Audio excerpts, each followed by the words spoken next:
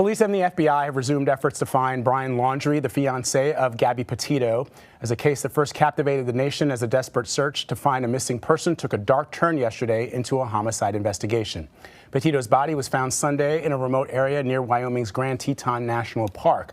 Autopsy reports confirmed her remains and her death as a homicide, but we are still waiting to learn exactly how she died. Meanwhile, Laundrie has been named a person of interest. Petito was reported missing on September 11th after the two went on a cross-country road trip in July, and she never returned. Brian did come back, but without her, and he fled the family home after not speaking with authorities and still has not been seen. Jericka Duncan has been following this case closely, and I believe Jericka is available to us now. She's joining me from Florida with the very latest. So, Jericka, what more are we learning from the autopsy report, and when do we expect the cause of death to be disclosed?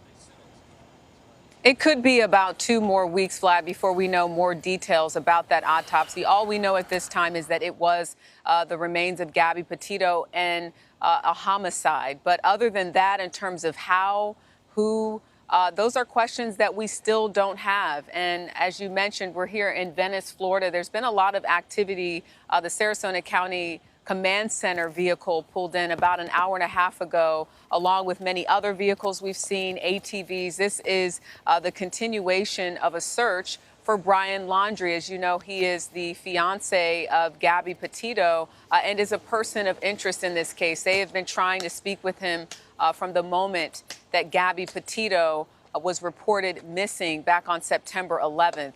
Of course, we later learned that he actually returned here to Florida on September 1st without her.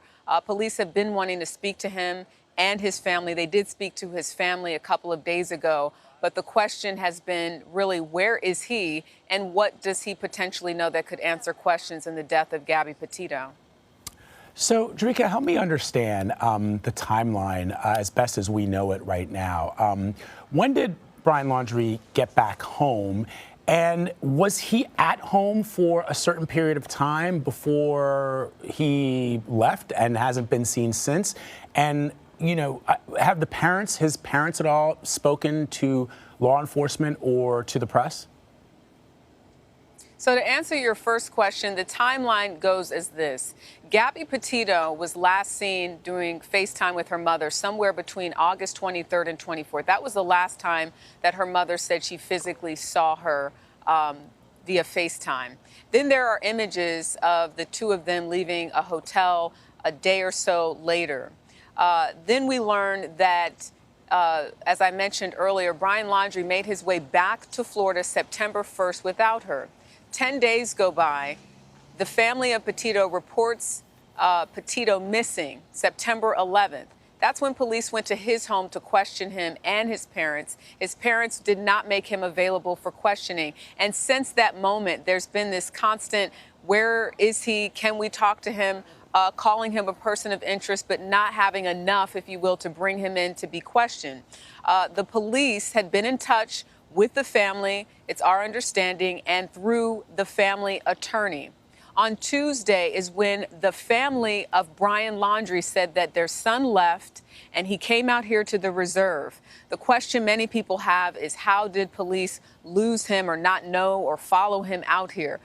We don't really have an answer for that because police said that they're still working on a timeline, and that was a couple days ago that they were going to get back to us. But again, the main focus has been Brian Laundrie. But going back to Tuesday, he leaves the home apparently, comes here. His parents say that they came here Wednesday looking for him because he didn't come home. They saw his car, they said, and then left the reserve and went back home because they figured, well, if he does return to the car, we at least want to leave the car here. Then on Thursday, they come back to actually get the car and bring it home. They then call police on Friday and say, hey, we want to report our son is missing. So a lot of questions there, I'm sure, about why didn't the family of Laundrie come to police even sooner than Friday, seeing as though he left Tuesday and they hadn't heard from him during that time. That car that the parents of Laundrie drove back is that Mustang that you may recall that was being removed from the home on Monday when the FBI had a warrant and questioned the parents and spent probably at least 6, 7, 8 hours in and out of that house on Monday. So that's where we are today. And it is a lot to keep track of. I know a lot of people have been following this story from the very beginning, but essentially a number of things have happened within the last week or so that brings us to today.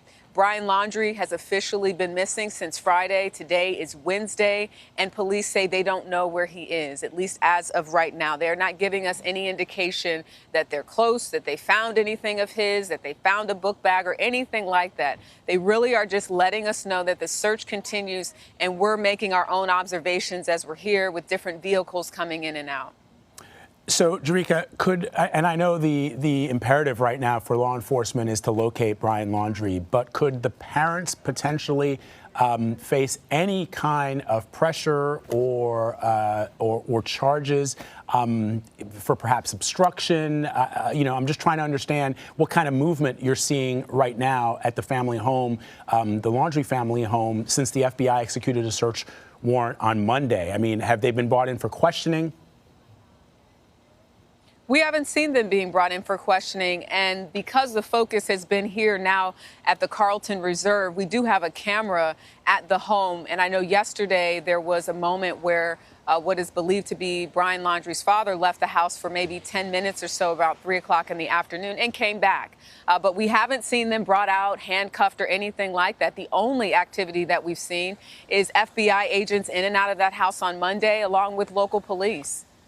You know, one of the things, Jericka, that you've probably no doubt seen, and I have seen as well, is that a lot of people are now pointing to other missing persons across the country that have gone missing, specifically people of color. But what I think is interesting about this story is this social media trail, which is, I think, what elevates it beyond some of the other folks who, while in no doubt not to diminish their loved ones who are looking for them, we have all these like digital clues for Gabby Petito, because she was posting regularly on this trip. She was sending those postcards to family members. I mean, I think I saw some of those in your piece yesterday on the Evening News. And then all of a sudden they abruptly stop. And then you have that added component of other people finding clues and posting that on social media, like those bloggers who discovered the white van. So I think that that's sort of what is really interesting about this case, is her very, very deep presence on social media that all of a sudden abruptly stops. And so, as you said, right after that last FaceTime with her parents did not get a text or a DM or anything from her after that last FaceTime.